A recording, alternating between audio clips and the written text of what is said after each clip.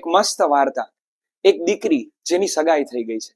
હવે એના પિતા સાહેબ સામેવાળા લોકોના ઘરે જાય છે એક દિવસ રોકાવા માટે કોઈ કારણોસર. ત્યાં જાય છે એટલે જેવા સવારે વહેલા ઉઠે છે તો ગરમ પાણી તૈયાર, ચા લઈને આવ્યા તો પિતા મનમાં ડરતા હતા કારણ કે એને ડાયાબિટીસ હતું. પણ કરવું શું, જો ન લે તો દીકરીનો વ્યવહાર તૂટે, આવું ન કરી શકાય.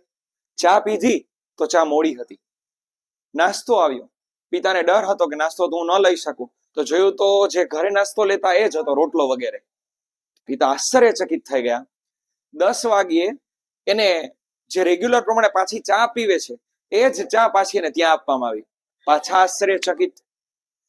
હવે બપોરે જમવામાં પિતા કોઈ દિવસ બટેકા વગેરે નહોતા ખાતા, માત્ર લીલોતરી શાક જ ખાય. તો શાક પણ તૈયાર. 4 વાગે પિતા દરરોજ કોફી પીવે તો એ કોફી પણ રેગ્યુલર પ્રમાણે જ તૈયાર. રાત્રે જમવામાં પિતા રોટલો અને રીંગણાનું શાક જ લેતા, બીજું કાંઈ નહીં, તો એ જ બધું ત્યાં તૈયાર. બીજે દિવસે પિતા ઘરે આવ્યા, આખી વાત કરી કે બધું એમ જ હતું જેમ હું અહીંયા લઉં છું. ખબર નહીં આ લોકોને કોને કીધું હશે.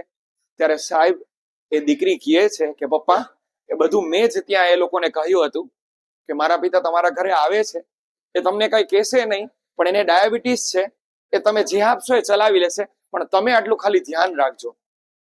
હવે આ ઘટના સાહેબ આપણને બહુ જાજુ શીખવે કે એક દીકરો બાપ થાય કે ન થાય, પણ એક દીકરી માં જરૂર વેલી થઈ જાય.